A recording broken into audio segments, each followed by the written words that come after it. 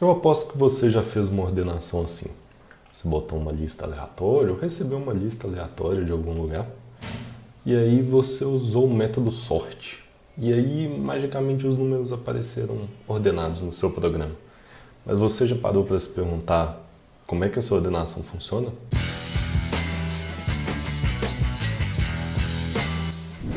Ei, Dev, bom demais da conta, aqui é o Pedro Ramos e hoje eu vou passar aqui algoritmo de ordenação. Eu trouxe aqui no vídeo passado esse meu sitezinho aqui, eu tenho esse projetinho, e ele demonstra como é que funciona alguns algoritmos de ordenação, tanto Quicksort quanto Bubble Sort. E vou começar aqui pelo Bubble Sort, tá? Esse aqui geralmente é o primeiro que a gente estuda quando está no curso técnico, numa faculdade. Você vai estudar sobre algoritmos de ordenação. Ele é o mais simplesinho, o mais fácil de implementar. Então a gente vai dar uma passada nele aqui primeiro, depois no outro, e fazer algumas comparações entre eles. Bom, o Bubble Sort, se você reparar, o que ele faz no fim das contas? Ele pega um carinha aqui de marronzinho e ele compara com o próximo. Se esse marronzinho for maior do que o próximo, ele troca e passa ele para frente. Se não, esse daqui vira o próximo marrom. O próximo é menor do que esse marrom, passa ele para frente. E assim vai fazendo, até chegar no fim da lista. E aí, um por um, ele vai levando os elementos para o fim da lista, até que todos os elementos estão ordenados. É assim que o método Bubble Sort funciona, de modo geral. E como é a implementação desse carinha aqui no código? É o que a gente vai olhar agora. Bom, esse aqui é o código do site que eu acabei de mostrar para vocês. Ele é de autoria minha e mais um amigo meu, Filemon, que me ajudou a fazer a parte mais chatinha aqui de a animação ali no JavaScript. Então, um grande obrigado aí pro Filemon por me ajudar. Como é que funciona esse código aqui, cara? O método Bubble Sort é basicamente isso daqui. E, bom, é bem simplesinho. Pode parecer um pouco complexo, mas a gente vai entrar. O que realmente importa desse Bubble Sort? A gente tem um do while aqui, que enquanto houver trocas, enquanto swaps for true, ele faz esse loop aqui. Então, o que tem essa bosta desse loop? Swaps false, ele começa como false, e aí ele percorre todo o array, de 0 até o final. E aí ele vai de 0 até o final, que nem eu falei, e a gente tem uma condição aqui que ele verifica se a posição do array, o array na posição i, seja ela qual for maior do que i mais 1, o que ele faz? Ele declara uma variável temporária que recebe o valor do array i mais 1, na posição i mais 1, ele faz a posição i mais 1 receber o valor do array na posição i e depois faz o array da posição i receber o valor da variável temporária. O que isso significa? Ele fez aquela troca. A gente precisa declarar uma variável terciária aqui, porque se eu coloco o valor de uma na outra, sobrescreve e eu perdi informação. Então, primeiro ele salva na temporária o valor do array na posição i mais 1 e só depois ele faz o array na posição i mais 1 receber o array na posição i e depois array na posição i receber o valor de temporário. E assim ocorreu uma troca e ele sinaliza que houve uma troca. Se houve uma troca, ele continua no loop. Quando que isso daqui vai ser falso? Quando ele percorreu o array todo e não houver nenhuma troca. Assim o algoritmo para e você visualiza o array ordenado.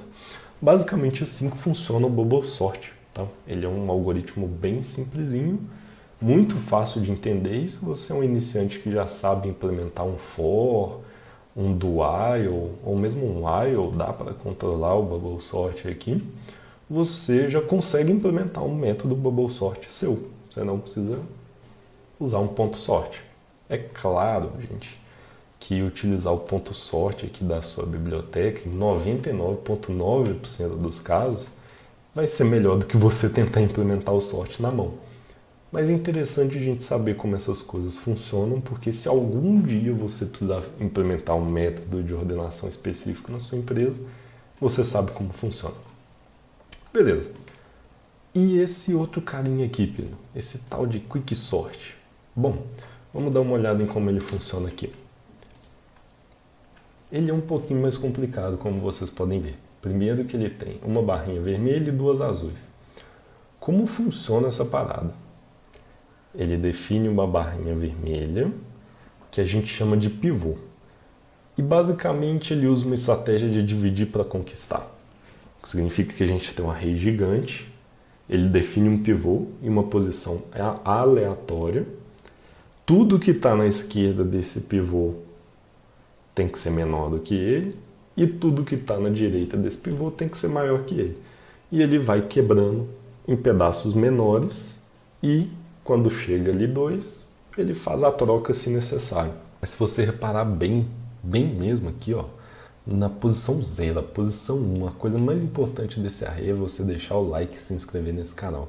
Não esquece de comentar se você gosta desse tipo de conteúdo nerd, e aí eu tendo a trazer mais desse conteúdo aqui para o canal. Vocês podem ver ó, que ele define o vermelhinho pivô. Se o da esquerda tá maior do que o da direita, ele vai e troca esses caras. E ele vai fazendo isso em pedacinhos, até tudo tá ordenado. E aí você pode pensar, nossa Pedro, que complicação e tal, mas se você reparar, ele é muito mais eficiente que o Bubble Sort. Só para fins de comparação, em 20 elementos aqui, ele fez 27 trocas e 33 comparações. Se a gente vai para o Bubble Sort, os mesmos 20 elementos, eu vou aumentar aqui para ser rapidinho. Você vê que até demora um pouco mais a animação. Ele fez 90 trocas e 285 comparações para os mesmos 20 elementos. A gente já vai chegar nessa parte matemática que é muito interessante também. Beleza, como é que o Quicksort faz essa mágica, cara? Eu entendi que ele usa da estratégia de dividir para conquistar, e aí ele consegue ter uma performance muito melhor, mas como isso é implementado na prática? E a gente vai entrar nesse detalhe aqui agora. Depois de ter colado no perplexity.ai, o que eu mesmo escrevi anos atrás, é basicamente o seguinte.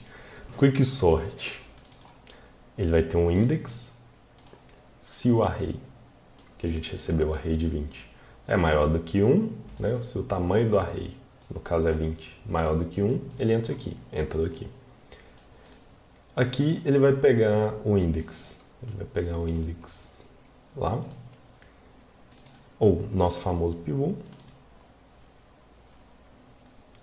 e aí ele vai fazer o seguinte, se tem mais elementos na parte da esquerda do pivô, ele vai chamar o próprio Quicksort, passar na esquerda, e o right que ele vai passar aqui para o Quicksort vai ser o próprio index menos 1. E aí ele vai dividir de novo, vai ordenar de novo, dividir de novo, ordenar de novo, e ele vai se chamando até que ele começa a se resolver e retornar itens. Porque quando ele chega que aqui não é maior do que 1, então ele chegou onde só tem um cara em itens. Então ele volta. E aí quando ele vai voltando, o resto já está ordenado. Esse cara é muito complexo de explicar e acho que vale um vídeo só sobre recursão para explicar esse cara. Mas é basicamente isso. E é basicamente por isso que eu fiz esse desordenados aqui da vida. Porque ele mostra de forma gráfica o que ele faz. Ele faz isso. É isso que ele faz. Então vou dar uma aceleradinha aqui. Peririm, peririm, peririm. Você vê que ele vai dividindo em pedacinhos e vai ajustando. Umas comparações aqui entre o Bubble Sort e o Quicksort. Aqui eu vou colocar uma estrelinha aqui, cara. Vou colocar uma estrelinha porque eu vou comentar um detalhe aqui. Certo. Então o Bubble Sort. Se a gente analisar, o Bubble Sort vai pegar um por um. Qual que é o melhor caso do Bubble Sort? É quando o array já está ordenado. Então ele percorre o array uma vez e acabou. Acabou o método Bubble Sort. E aí ele gasta aqui, vamos supor que em processamento, O de N. Significa que ele vai ter basicamente o esforço do tamanho do array, né, que é a quantidade de ifs que ele vai fazer ali, viu que não mudou nada e acabou.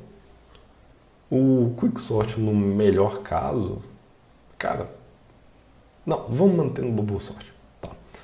Caso médio do Bubble Sort, quadrático. Caso médio é um array desordenado ali, mais ou menos. E ele vai gastar ali basicamente quadrático para percorrer aquilo tudo muitas vezes. E o pior caso dele também é quadrático. O pior caso dele seria o array invertido, né? Com o menor elemento sendo o último. Então ele teria que percorrer ali muitas vezes. N vezes N, tá? O caso médio não seria exatamente N ao quadrado, mas trata-se de ordens de grandeza. Vamos até demonstrar com números aqui, tá? Bubble Sort. A gente bota aqui 10. 10 é pouco. 10 é sacanagem. Mas beleza. Se a gente pegar aqui quantidade de comparações, vai ser 63. Para 10 elementos no array, ele fez 63 comparações. Se fosse o pior caso, certamente daria 100 aqui, tranquilo. Mas você vê que é um número que chega ali perto de 100. Não é exatamente quadrático, mas tende a ser perto de quadrático. Tende a ser. Já se você pega o Quicksort com 10 e manda ordenar, vamos, meu filho, você vê que dá 15. E aí a gente emenda aqui no melhor caso do Quicksort, que é N vezes log de N. Ah, Pedro, eu não fiz matemática na escola, eu sou ruim de matemática. Vamos pegar a calculadora.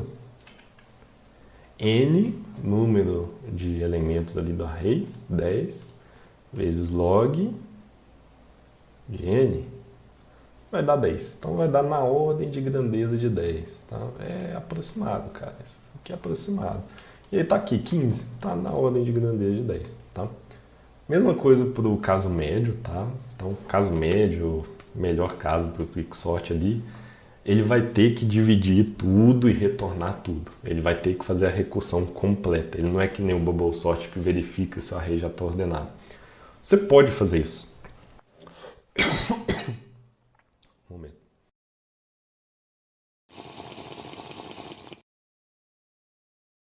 Você pode fazer isso. Seria um Quicksort ajustado ou modificado, mas você pode. Qual que é o pior caso do Quicksort? É se aquele pivô que eu comentei no começo é definido de maneira burra. Como geralmente ele é aleatório, existe uma chance remota do seu primeiro pivô ser a posição 1, do seu segundo pivô ser a última posição. Aí você tem uma sequência de casos ruins e o seu Quicksort vai tender a ser quadrático, assim como o Bubble Sort. Por esse vídeo é isso, eu espero que vocês tenham matado a sua curiosidade nerd. A gente se vê no próximo vídeo.